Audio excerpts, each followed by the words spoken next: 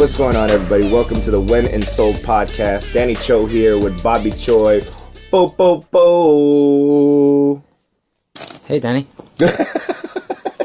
What's with the energy, man? I try to set you up with the bo, bo, bo, the hip-hop horns. Well, I'm a little bit hungover today. I'm not going to lie.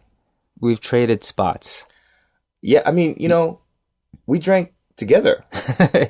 And you're not hungover. I'm not hungover. But here's the thing. We didn't even drink that much. Yeah, so what's wrong with you, man? Why are you affected by... I think it's because I'm in my 40s. And you're not. You know what? Yes, I am not in my 40s. But I think I've done enough damage to my body. Because you're hungover, but I'm gouty right now. Yeah. So I'd much rather be hungover than gouty. I'm gouty too, though. We both have gout. I mean, we keep talking about this. You know what? I feel like if we keep on talking about it, our listeners are going to start some sort of social media, like, phenomenon. Like how they, ice bucket challenge for for Lou Gehrig's disease. Oh, they'll raise money for us too. Okay. Yeah. So we're calling out to our listeners today. Yes, Please. listeners of the When and Soul podcast. Let's start a social media movement to raise awareness for gout. But the truth is, in our sinister minds, we secretly wish gout on everyone. Yes, right? yes, I do. It's I do. one of I those do. things. You know what? When I first Misery got gout, loves company. No, when I first got gout, people were like, oh, it's because you fat, right? Mm-hmm. And when you got gout, I was sad, but also kind of happy because you're not fat. And when you got gout, and I was like, look, there's a skinny dude that got gout too. And I was like, yes. Actually, it's like a weird gang. I know of quite a few friends that have gout, and I'm really grateful for them. It's brought me closer to them. So I love that camaraderie. I love being in the same boat. Yeah.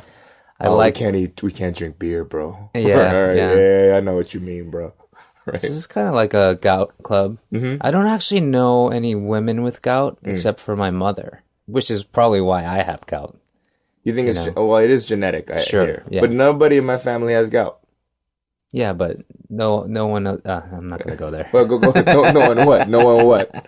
No one's fat in my family. No one lives like me in my family. No one deserves it. Oh, I wish I could curse right now because the middle finger's up, man. The middle finger's up in the air. Well, for this episode, according to our analytics, apparently the pro tips that we gave here and there in our previous episodes were very popular. Every episode, we always throw here and there like a tip. We did that taxi one. Right. To kind of backtrack, I talked about in a previous episode how a cab driver once told me that when I'm using Kakao Taxi, type the destination in Korean. Because I didn't. And so the guy picked me up and goes, oh, you're Korean? And I said, yeah, man. And he goes, well, here's a tip. Type it in Korean so that when the cab driver sees it, he'll think you're a Korean and take you there. So unfortunately, I'm not saying that all cab drivers are like this, but they tend to stay away from foreigners a little bit. And I'm generalizing, you know what I mean? There's also a lot of great cab drivers, but there's a handful that only want to take Korean customers. But let's see. Excuse me. So that was a pro tip. Yeah. And apparently... It's a good one. I used it last night. Oh, really? Yeah. Really? Oh, yeah. Because people... I don't know. I get it. Like, I've heard a lot of horror stories from foreigners saying that they've had terrible taxi experiences. Well, actually, to clarify, my wife used it last night. We were in Shincheon trying to get home, but there's a lot of people out at 2 a.m. And so we couldn't get a normal taxi, so we're like, let's order one of those Kakao taxis. The black. We tried a regular one. Of course, we couldn't get one because everyone was picking them up. Right. And so we ended up getting a black one. But we both had our apps out. I was just too lazy to write everything in Korean, so I told my wife, hey, can you just handle it? Because, she's faster at that stuff. So my go-to move now is just to say, 자기, 그냥 해주세요. That just do everything. That is a pro tip. That is a pro tip. My lazy butt. Yes. Here's a pro tip. If you want to get anything done in Korea, date a Korean. Yeah. I have lots of pro tips today about, I'm going to speckle it like pepper everything we say about how it pertains to being married to a Korean woman. Yeah, anyway. So yesterday we were drinking makgeolli. Yes. Right? This is why I'm hungover today. And so the first pro tip that I want to share is... Which you didn't do, by the way. Which I didn't do. But it's a good thing to know in hindsight. You know, it's always 2020, so... Do not shake the makgeolli bottle. Yes. Right? Yes. You know how it's clear when you get it? Yeah. And there's all that sediment on the bottom? Right. Apparently the sediment is what gives you a headache. Right. We learned this from a friend of ours. Right. Who drinks his makgeolli always unshaken. And so... It's not James Bond. So I remember I started to do that. Right. And then I stopped doing that because one time I did it in front of my father-in-law. And he just kind of like... He made me feel like I was a wimp. Yeah. A little bia.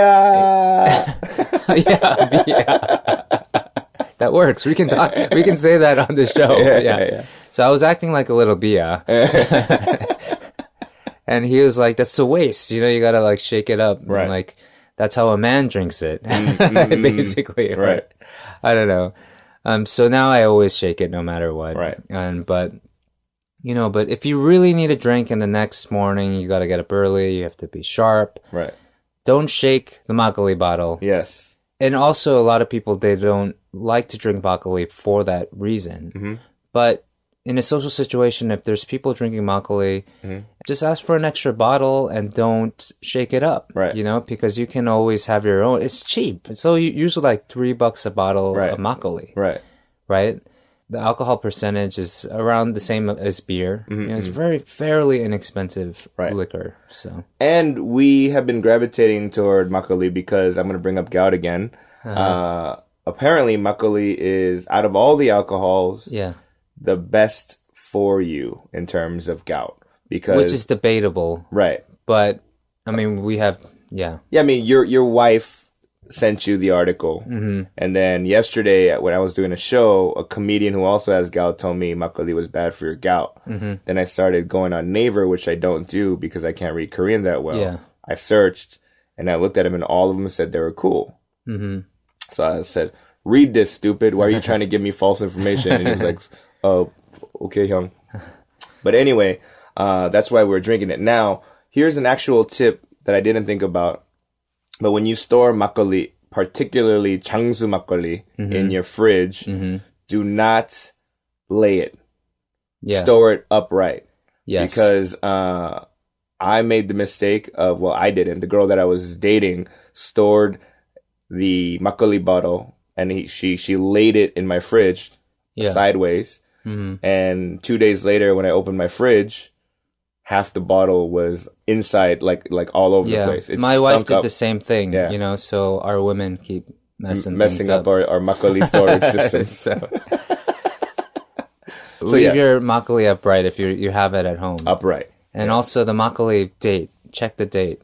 If you're buying it at the store or if you get it at a restaurant, check the date. You want to have it fresh. Right. The best kind of it does, yeah. Really? So the best kind to get is the one that was bottled that day. Oh, wow. That's the best you can get. Well, in my wife's opinion. Right. I don't know. My father-in-law says that's a bunch of buhaki. Yeah. But he's like, buhaki? He thinks it's fine if it's within a week, but after a week, it goes bad. Makgeolli, you gotta drink it fast. Okay. Anyway, we're going on and on because we love to drink, right? The listeners like, no wonder these guys have gout. I wanted to bring this up. This has been happening a lot. I take the subway often. And one of the things that I've been noticing, the seats for pregnant women. Have you ever seen a pregnant woman sitting in? I have not. I've yet to see it. Right. Like, I've seen elderly people sit in their elderly seats. Right. I'm like, dang, this Ajumma got freaky. Right? She must be 60. She's sitting in the pregnancy seat. Woo! So my pro tip for the best seat in the subway, in my opinion, is the seat right next to the pregnancy seat. Really? Why? Yeah. So I learned this kind of by accident. Because I'm always eyeing the seats, trying to get a seat, you know, especially if I'm going a far distance. There was this one time that I was waiting for a seat, and then someone got up, and I went for the seat. It happened to be what I thought was the best seat, the seat right next to the door. Right. The edge. The edge, all the way at the end. As I was going for it, this girl that was sitting next to the pregnant seat got up and just beelined it for the same seat. Wow. 눈치 없이. Yeah. She just like jumped in front of me and sat down. Yeah. We locked eyes, and I kind of gave her that kind of like, really? You just did that? Yeah, you bia. And she and then she did feel a little embarrassed about it. Yeah. Like, but whatever. I figure later she'll do that Igbo kick. Like, wow. So, I mean, the seat that I had to take was the seat that she gave up next to the pregnancy seat. It wasn't the end seat, which I thought was the best seat. Right. But as I was sitting there, I realized I'm sitting in the best seat. Because nobody ever sits in the pregnancy seat unless it's like someone that has no nunchi, or someone that's really ballsy. Right. Or like a drunk ajashi, or like some kid. Right. For the most part, no one's sitting there. So here I am, I'm sitting in that seat. And I realize what you can do is you can inch over a little into that area, like put half your butt cheek there. So you have like essentially two seats. Right. So you have all the space to your left or right. And then you also have that little bit of wiggle room you just made yourself. Right.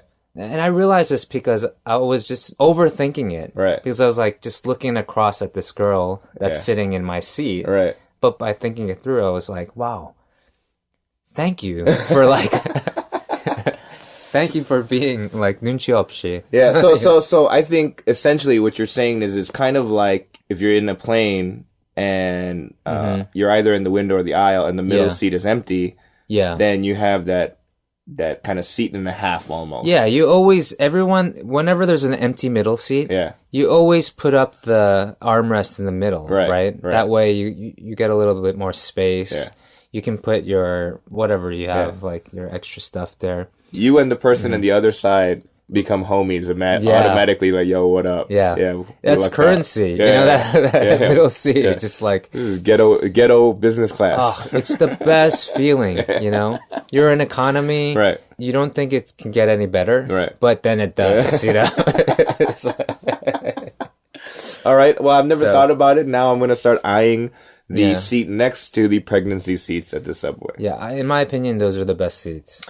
In our notes, you say foreigner tip.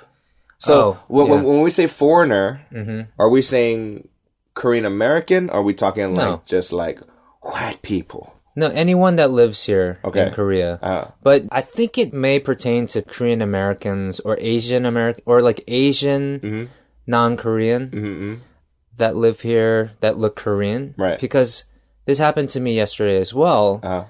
In the subway station where someone stopped me while I was walking and tried to get me to sign up to, I don't know, their cult or I don't know, to buy Tupperware or something. I was like, oh, I'm sorry, I don't speak Korean. You know, and then it just usually that gets you off the hook. It actually gets you off the hook most of the time. I know that hasn't been the case for you. No, I got caught in a lie. I got caught in a lie because it was a cult. Yeah. And they start off in Korean, they go, you have really warm eyes. You have a good aura about you. Yeah. Right? And I was like, I don't speak Korean. And then they're like, oh, I speak English. I said, oh, damn it. Like, like, so now when a cult tries to approach me in Korea, I go, yo no hablo coreano. Yeah. Because I know that they went to English hagwon, but they didn't go to no Spanish hagwon. You know what I'm saying? Chances are they don't know Spanish. So the tip goes even further, saying just learn one phrase. Just one phrase. In like a foreign language other than English. And then you can get off the hook. Even Korean people can do this. Right. Just like learn that phrase really well. Right. Or actually, just learn like Slovakian or I don't know. Some sort of like Russian phrase. You know. Yeah, we should teach your wife like Spanish. Yeah. So she can use that hack. No hablo coreano. Well, essentially, you're trying to get out of a spam call situation. Right. But in person. Right. I get a spam call at least 2 times a day. Right. From KT or whatever, them trying to make me upgrade my phone to a worse phone that I have. So it's like, so it's a downgrade. Get the iPhone. Like, I already have the best one. Just leave me alone, okay? Like, get the iPhone 4. Actually, when people call, what I do, it's kind of a jerk move, but I just hate spam calls.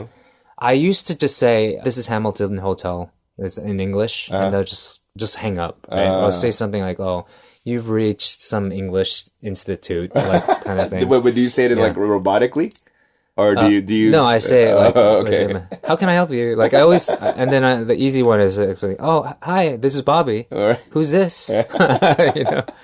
But nowadays, because I can't stand spam callers, I let them tell their whole spiel. Oh, wow. For like 30 seconds, sometimes to a minute. They just go on and on and on. Like, actually, this happened 2 days ago where someone called. I was on my computer just like working away and the phone called and I knew it was a spam call, right? So I just answered the call and I put it on speaker and I just let them speak for like a minute straight. And at the end, they were like, "Wait, is anyone there in Korea?" Like, "Oh yeah, I'm still here. I don't speak Korean. Sorry." So it's kind of a BA move, right? But I don't know. That's Come on, funny. You're gonna waste my time, so I'm gonna waste your time too. But they're just doing their job. They probably might get a kick out of it too. So yeah, that's a good tip. Actually, you told me this before, and so every time I get a call from a number that I don't know, I always go, "Hello, this is Danny," and then they go, click. Because they're ready for something. They're like, "Oh no, that's not what I'm." I do that with my wife too. When she needs something from me, I'm just like, "I don't speak Korean." I've seen you do that to your wife, and your wife just gave you this like look, like you're gonna die today. Oh, I use it daily, like all the time. Like, the funny thing is, like when I first got to Korea, like people were like, "You should date a Korean girl because your Korean sucks." Like they're like, "You gotta learn Korean." Yeah. So, date a Korean girl, your Korean will get much better. What they didn't tell me was my Korean didn't get better, but I know how to nag in Korean like no one else. Like, so your chansori game is up now. Yeah. Hopefully my wife's not listening to this, but why would she? She doesn't. She doesn't speak the language. Actually, you know what? She does listen to the show, and I know she'll get a kick out of it. So, just for her, 나는 한국말 못해. So, 미안해요. That's kind of cute. Yeah. That's kind of cute. You gave her a message that will live through on forever, you know? But I don't know, it's just one of those funny things. Like it's not completely true, but it is true when I tell people, you know, 나는 뭐 한국 잔소리 너 진짜 잘해요. 우리 와이프 때문에 그거를 많이 늘었다고. Yo, man, I came here and I've been dating like Korean American girls, and it almost feels like I moved to Korea to eat fusion tacos, like a kogi taco. Oh, okay. Does that make sense? Like I could have had the same stuff back home, right? But I came here and I should have eaten like you know 닭발 and stuff. But I've been eating kogi tacos. And let's not take this sexually. I'm just saying in terms of the analogy. I wasn't even thinking. Oh gosh, I wasn't even thinking of it that way. Stop it. Okay, so next pro tip. All right. While we're talking about the subway, like there's a lot of things that pertain having to go through the subway, and one of these things, everyone that comes to Korea notices there's no trash cans. Yeah, barely any. Yeah. I mean, not just in the subways, but on the street, like wherever you go, there's no trash cans at your house. No, I'm kidding. There are trash cans. You just need to know where to find them. Right. Like for instance, in the subway, you'll find them in the bathroom, of course, or on the platform. Right. I feel like every subway platform has one trash can and one recycle bin as well. I always have my go-to at 합정역 or Mangwon역, Hongdae역. I know where to go to drop my trash out. Right. But another thing I've seen Korean people do, they're used to carrying maybe a plastic bag. Right. In their purse or their backpack, where if they have trash or like they sneeze into a tissue, they'll put that in there. And when they get to a trash can, you can just like unload. Oh, there. wow. Okay. People notice it because in the US, at least like in New York and LA, they have a trash bin or trash can on every corner. Pretty much, right? yeah. I actually like that there's no trash cans in Korea. In the States, those trash cans are always like a mess, I feel like, because they don't separate trash. I see people throw in like full or half full coffee cups. Yeah. You know, and so there's like liquid in there. I've seen people throw food. Different waste gets mixed up, you know, and just like messy, smelly, dirty. Right. They miss the bin. Yeah. It's always just a mess. So I like that people are more mindful of what they waste and what they need to throw away. Yeah, because you can't like... That's true. The fact that there aren't that many trash cans on the street here in Korea, you rarely see trash on the floor. I mean, you'll see it. You'll see like cigarette butts or things like that, or like maybe some wrappers, but those are very few and seldom compared to what you see back home. Yeah. Right. So my pro tip is, you know, carry a small little plastic bag in your bag, and you can put your trash in there whenever you get to like a coffee shop, or even if you pass by a Starbucks or a McDonald's, you know, you can just walk in and throw it in the bin there. You can go to one of those subway bathroom or something. And actually, my next tip will be also the fact that bathrooms. Yeah. Wherever you go in the States, here in Korea, let's let people know where the bathrooms are. If you're just on the street, you're out sightseeing and you need to use the bathroom, some of the places to go, fast food joints, of course, like McDonald's. Right. In the buildings, whether they're big or small, particularly the smaller buildings, there's bathrooms in the stairwells between floors. Right. Yeah, absolutely. And often they're open, like ajar. Like sometimes you have to put in a code or you need the key. Right. But if you're really desperate and you're near one of those buildings, which has happened to me, I've run into those buildings and have found bathrooms. Just give it a shot. Yeah. You're right. It's in between the floors. In between floors. Right. There's so fast food joints, coffee chains, hotels. I live in Hongdae. You're in Sinchon. There's hotels, right? If you see a hotel and you need to use a restroom, especially if you speak English, right, you go in there and ask them where the bathroom is, but use English. Do not use Korean, because they'll assume that you're staying there. You know? Got it. I like using the hotel bathrooms the best because they're cleaner. Right. They're more spacious. There's always a place I can put my bag or something like that. Spacious. So, yeah. I never thought about that. Yeah, like if you speak English, they'll be like, oh, this person is staying here. But then they'll never ask you for your room number. They'll be like, oh, to the left and then to the right. That's a good one. Or they'll say, oh, to the left or to the right. No, they can't speak. Yo, every time I go to a hotel, right, like, you know, every time friends come over. Yeah. My friend Walter, he was in the previous episode, right? Yeah. Walter, he likes to ask questions. So, like, if he's in a hotel, he'll ask the concierge, what's good around here, food-wise? Yeah. Nobody gives you a good answer.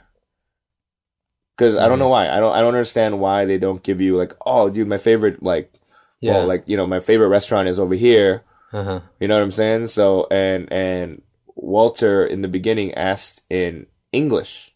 And they were even more not helpful. Oh, really? Yeah. Okay. But then, you know, Walter in his broken, terrible Korean was like, oh, 여기 맛있는데 어디 있어요? Right? And then they were like, oh, you know, so, but with the bathroom, I think English is a better move. Yeah. Bathroom, definitely. That's actually really cool. That reminds me, if you want to find somewhere good to eat, this I use all the time, is I go on Instagram and I just put the 동네 that I'm in Korean. Right. I'll write like Mangwon-dong and then just add 맛집 to the end. or whatever you're in the mood for. Right. Like noodles or jjampong or whatever, just like mangman, jjampong. And then you'll see the best of the best on there. You think so? You'll see the top choices. At least if you have no clue, right, it's a good place to go. It's a good start. It's a good start, right. Yeah. For me, a gauge, well, back home in LA, in Koreatown, my gauge for a good Korean restaurant was I look and see how many Koreans to non-Koreans are the customer base. Yeah. Right? And so if there were way more Koreans than non-Koreans, I'd be like, oh, this is a good spot. Right. Now, given that we're in Korea, we're all Korean pretty much. What I would look for is the age. If it's a Korean restaurant and I see a bunch of old people in here, then you know it's a good Korean restaurant because old people don't like wasting money on garbage food. Right? If the servers are old, that's also a clue. Right. If they're young and they're college kids and they're serving you, it's probably for college students. Right. And they tend to use cheaper ingredients or I don't know. Like my wife and I, we went and had dinner in Hongdae over the weekend. I kind of knew that it was going to be a bad experience. Why? Because it was like in the middle of Hongdae on the big street where all the performers were. And, you know, it was an easy place to go, so we went. But it was just a terrible experience. All the servers were young. They didn't care about us. Basically plopped the food down on the table. And it looked terrible. And it tasted terrible. Anyway. Now look for old people. Look for old people. That's a good thing. You can go to the neighborhoods where there's old people too as well. Like stay away from Hongdae if you want. Yeah, like Chongno and like Ulchiro apparently are like, I hear that they're trying to become a little bit hip now in those areas. Yeah. But stereotypically, it's where all the old people hang out. Like my uncle, he's like in his 70s. Yeah. He hangs out in Chongno with his homies. They have like some sort of like senior citizen group. So every day he brings like soju and makgeolli to this place. They hang out, they eat lunch, and then he goes back home. I've been there. I've probably seen your uncle before. I've been to that area though. There's a lot of cool developing things that are happening there. Right. We were just talking about like bathrooms. I wanted to bring up something foreigners have a real big problem with. Right.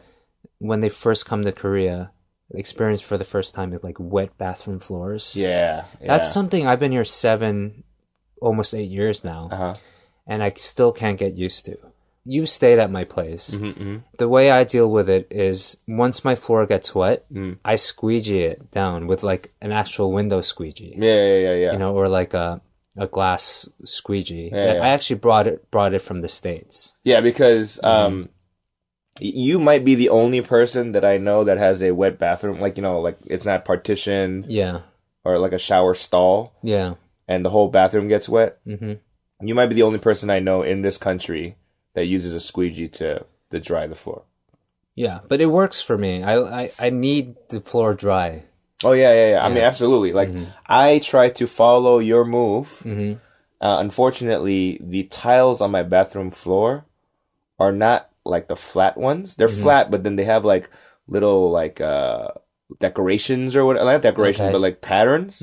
So it's not like a smooth tile. So the squeegee doesn't fully work. And on top of that, I bought my squeegee from Daiso. And that Daiso squeegee is you know what? I've been ghetto. through a few different squeegees, and I finally found the one I like. Right. You just have to find a really sturdy one, and one that really can maybe go over those grooves even. Right. Because if it gives enough way. Yeah. I really like using the squeegee. My wife is used to it too now. Does your wife squeegee too? She does for my sake. It's different like in the winter, in the summer. Like the winter, you have the heated floors, right? Right. So even in the bathroom, it heats the bathroom floor. Yeah. So it dries up pretty fast. So sometimes I don't squeegee it as well because I know it's going to dry up faster. Right. But in the summer when I know that it's just humid and I just kind of work at it even more. I just squeegee it better. Now it's getting a little colder. I know that the floor is heated, so it's going to dry it up faster. So I'm okay with it not being fully squeeged. Squeeged. For me, like when I first came to Korea, and when I stayed at your place, I was so not used to the wet bathroom floors. So like say someone takes a shower and then 30 minutes later, I gotta go pee or whatever, and I have my socks on. I walk in, boom, soggy socks. Right. That's a terrible feeling. Terrible feeling. Now in my house, I have slippers in the bathroom. Yeah. So I learned from staying at a lot of cruddy love motels why they have slippers in the bathroom. I get it. Yeah. And so I have slippers in my bathroom now, so I do not get the soggy feet because I can't use the squeegee. You know what I mean? I see. And to dry it, I just open the door, turn on the that helps too. The fan, the vent. In the summer, I used to do that. I used to have one fan always facing the bathroom, and I turn on the fan after I wet the floor. Sound like the wet the floor. And it helps, Yeah.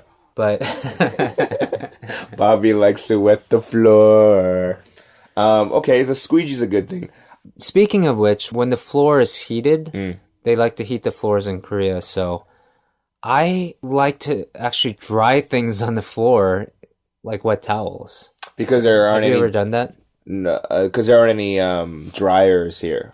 Oh yeah, like typically, right? I mean, I do my laundry back at the laundromat. In the laundromat, right? Yeah.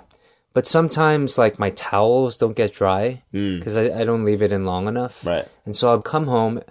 I know where the sweet spots are in the house where it's where it's warmer on the ground. Yeah. I'll throw the towel there on the ground, really, to help it dry faster. Wow. When I didn't use the laundromat the first few years that I lived in Korea, that was my go-to move when I wanted something dried more quickly. Wow. I just find those sweet spots on the floor and I throw my laundry. It's kind of a ghetto move. It's a ghetto move. It's but a ghetto works. move, but yeah, because my move is I would put a fan on top of it. Yeah, yeah, that works too. Because I try to scrub the floor as much as possible, but my floor gets dirty quick. So you know what I mean. Like it also, I had a dehumidifier that I would put next to the rack, and that works too. Right, but not everyone has those. Right. Yeah. So you know what? You don't have a fan. Just throw it on the floor. Also, the last thing I'm gonna say about it, but in the summer when your apartment is very humid. I learned this from Koreans. I learned this from an old landlady in the first apartment I lived. The second apartment I lived at. Turn on the heat, full blast, basically, in the summer. Okay. So all the humidity in your apartment will dry up. Wow. Well, but for how long we talking? Like an hour? It takes a while to warm up, So I would do it for like half the day, actually. Wow. It really sucks because it gets really hot in the summer. Right. But just do it once a month or something like that, or once every few weeks. Right. However many times you need it in the summer. Because it actually works. I mean, Koreans do it too. Right. Koreans in general know about this. Wow. They live with it, so they know. So it works. The other hack... Now let's go get out of the bathrooms, all right? Let's get out of our own places, okay? The other hack is a taxi hack, right? Now we talked about the Kakao taxi thing already. Right. But now there are certain times in certain areas where it is virtually impossible to get a Kakao taxi. Yeah. And you'd have to hail a cab on the street. Yeah. And a lot of times cabs don't want to take you like less than a mile. Because, you know what I mean? Yeah. Even if you have gout and you can't have a sob story, right? So this happened to us. We were in Gangnam. It was you, me, and your wife. And we couldn't catch a cab. Yeah. Right? And then your wife throws out double. Yeah. And the cab was like, all right. Yeah. So basically it sucks that you're going to pay double the price. But if you really need to get out of somewhere, if you pay double... especially like Itaewon on a weekend is crazy, right? Like getting a cab in Itaewon is pretty impossible. Yeah, right. I hate going to Itaewon for that reason. But, you know, we have to go sometimes, you know, for a friend's birthday or whatnot, or a wedding. So the trick for Itaewon, at least, is to go to the 입구s. The entrances. The entrances. Right. So, like, there's basically, from Hamilton Hotel, you can go down towards Ponghwasan. Yeah, toward Hangangjin. Yeah. Oh, that's one way. Right. Yeah. So you can go towards that way. Basically, you want to walk away from the crowds. Right. Wherever there's people, because it's going to be too hard to, like, compete with other people. Right. If you go closer to, like, let's say Noksapyeong, where the cabs are just coming in, those cab drivers don't want to even be there. Yeah. So they'll often, like, U-turn it out of there. As soon as they get there. That's a good spot to go towards Noksapyeong. So to walk away from the crowds, basically. Right. And wherever you are, even in Hongdae or Gangnam, just you want to walk away from where people are. Right. And then try to catch the cabs from there. You can also just negotiate in cash. Okay. And just like... Or just be like, yo, double might be a little too crazy sometimes. Be like, yo, I'll add $5-10 to the fee. Your tip. Right. Yeah. I've done that. Yeah. So that always works. And again, I know that a lot of foreigners have had horror stories about rude taxi drivers, but this happened to me maybe about like 5 years ago when I came to Korea. Me, you, and a buddy of ours, we got in a cab. Yeah. And it was on the way, but we asked for 3 stops. And the cab driver was giving us crap. Yeah, I remember that. Right? Now, what I'm told is the law is once you get seated in the cab and the door is closed, then the cab driver needs to take you to wherever you tell him to take you. So if they start giving you crap, don't get into an argument or whatever. Just take out your phone and take a picture of the medallion, like the driver's license. It's always on the dashboard with his registration number or whatever. Right. And our buddy... Because the guy was giving us crap for the 3-stop move. Yeah. But it was all in one loop. Yeah. You know what I mean? Our buddy didn't even argue. He just pulled out his phone and calmly went, took the picture, and the cab driver was like, all right. Right. And took us to where we go. No choice. Right. So, yeah, remember, if you need to get out of somewhere, it might be an awkward situation. The guy might be cursing you out in Korean under his breath. But if you need to get somewhere, that is also a move. Okay. Let's talk about delivery. Delivery. Okay. Food delivery, right? Yes. The best hours are not during the peak hours. Yes, which basically is lunch or dinner. Right. So stay away from like 11:30 to about 1:30. 11:30 to 1:30 for lunch, and then dinner like about 6 to 8. I've ordered from McDonald's before and had waited over 2 hours. That's crazy. Yeah. For lunch? Yeah. They give you an estimate too on the website or on the phone app. Right. Which is also a great tip if you're a foreigner and you're in Korea. Right. Download those apps. Yes. But specifically with burger joints or like McDonald's in particular, if you want to get your food faster, here's a tip. Order ice cream with your order. Like a cone. Because they will not deliver a melted cone to your house. Right? So they will try their best to get it to your house before it gets melted. So wherever you are in the queue, you have to get your stuff first. Yeah, that in the summer. Right. For sure. Right. In the winter, you know, it's cold, so order an extra cup of hot tea or a coffee. And then that way, they'll want to keep it warm. Yo, you gave me an iced coffee, man. Another one, and I think this one is ask for unsalted fries. Why is that? Or extra crispy fries. Unsalted because... if you give them like a specific need, then... Well, specifically with the fries, because the fries are already all salted, right? So that means if it's unsalted, then they have to re-cook new fries for you. You get a fresh batch of fries. That's great. Right. Yeah. And then if you want salted fries, I'm sure you have salt at home. Yeah. Salt them your damn self. You know what I'm saying? Yeah. And also, sign up for all the delivery apps. Why is that? All of them? Like, the ones I use are like, Yogio and like 배달의 민족. I'm sure there's more. Yeah. But you get coupons. I literally get like deals every other day. Yeah. Like $3 off of fried chicken at this place or blah, blah, blah. And they always have, like your first order, you get like, you know, deals and coupons and discounts.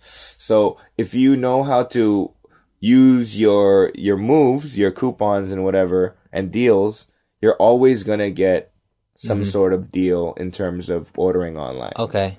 I mean, I'm a delivery guy master. Given the fact that I've been suffering with gout for the last 3 days and I don't got an elevator at home, I'm not going to walk down to get anything, right?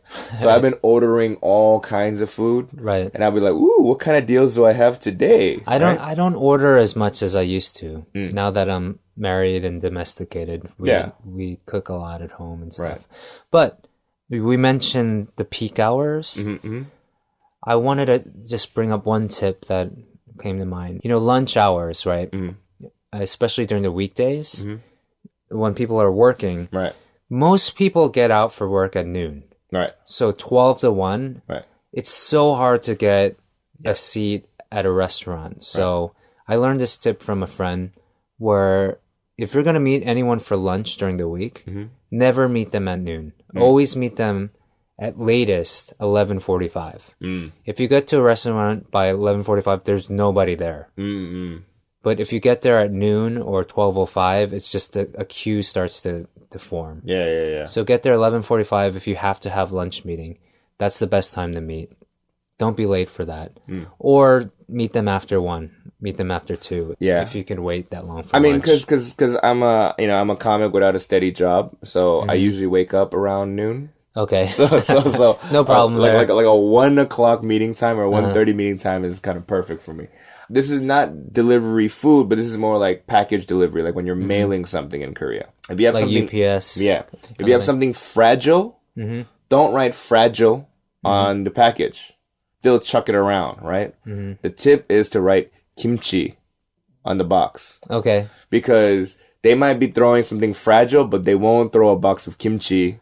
Right. Because it'll stink up the whole container. If it breaks, it'll make it. Oh, right. So instead of writing, so in Korea, if you have something heavy, obviously if you're gonna, you can't write like if you have like a envelope and write kimchi, that's stupid, right? But if you have a box and it's kind of heavy and it's slightly fragile, write kimchi and they will take good care of it because they don't want it cracking in their containers and smelling up everything in there.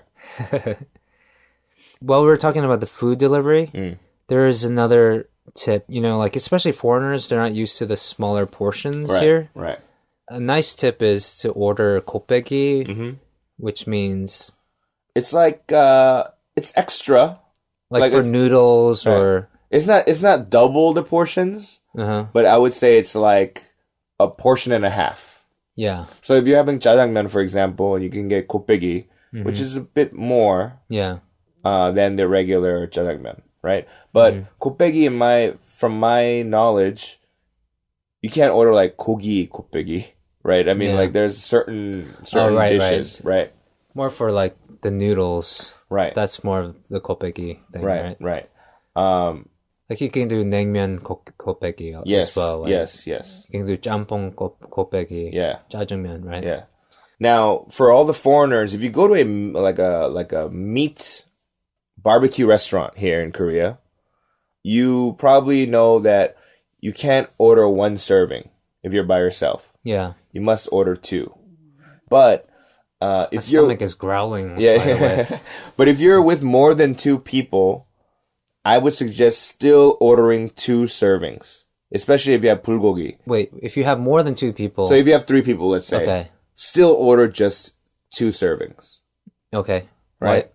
Because when you order like what you do is you order a 2 serving, it's almost like a double. Yeah. And then add another 1. It becomes much more of a bigger quantity. So meaning that instead of going one, and one, because you have 3 people, you go, yo, give me 2 servings, and then give me one more. It always ends up to be a little bit more. Okay, that makes sense. I don't think they necessarily weigh it to the exact science. They go, all right. But 2 servings or 3 servings looks big already. Right. But if you bring out 1 and it looks really dinky. Right. And like, right. That's 1 serving, really? Yeah. But if you go 2, a part of them wants to be like, you know what? Maybe these 2 servings can feed these 3 people. Like, the idea is, from my knowledge to Korean like service industry, is that it's turnover. Yeah. They want to get you in and out as fast as possible, right? So they'll give you 2 servings that might be enough to serve 3 people. But as you're eating it, you know that this is not enough. Be like, give me 1 more serving. Right. You know what I mean? So they're not going to get you out, so at least they're going to make money off of that serving. But it needs to look like a decent amount for 1 serving. Right. I noticed when you ask for more banchan, like the second time, they give you more than you got to begin with. Yeah. Because they don't want to come. They don't want to come back. Yeah, like, here, just eat this. Eat all this 콩나물. I don't care. They must really like 시금치, so I'll just give them more 시금치. Shigumchi.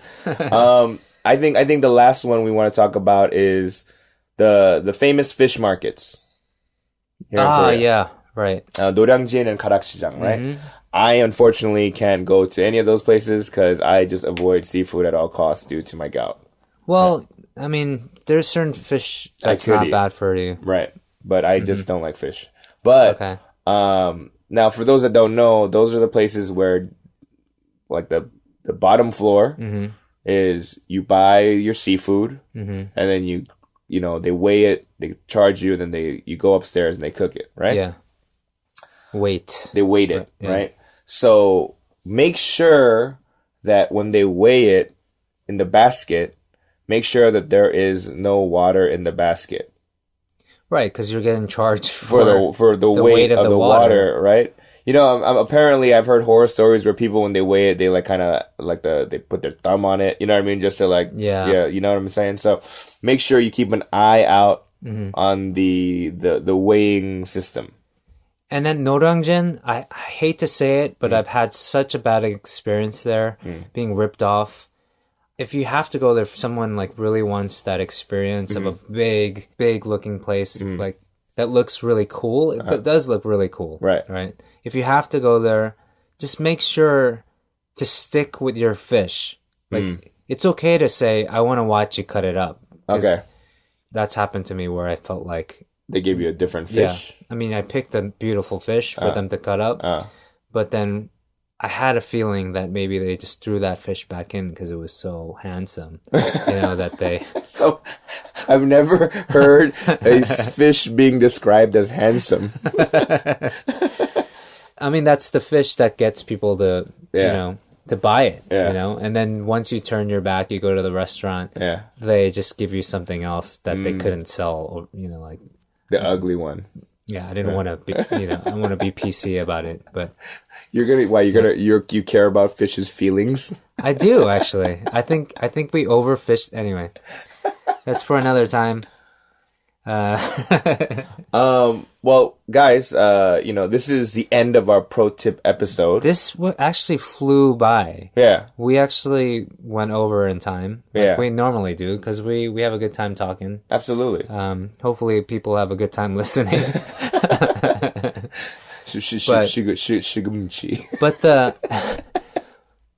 But the pro tip thing is one of those things that can keep going. Absolutely. There's a lot we can talk about.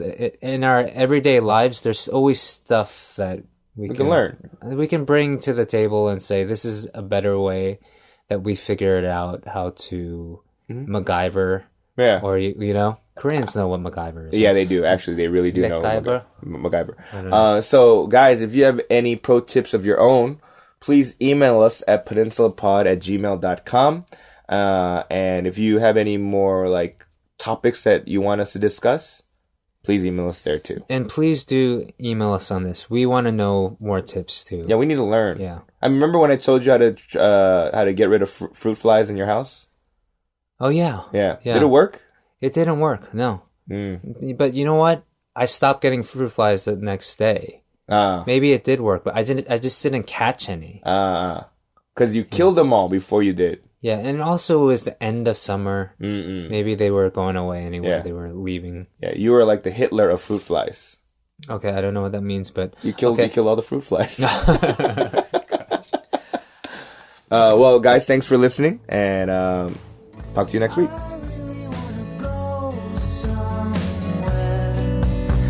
Today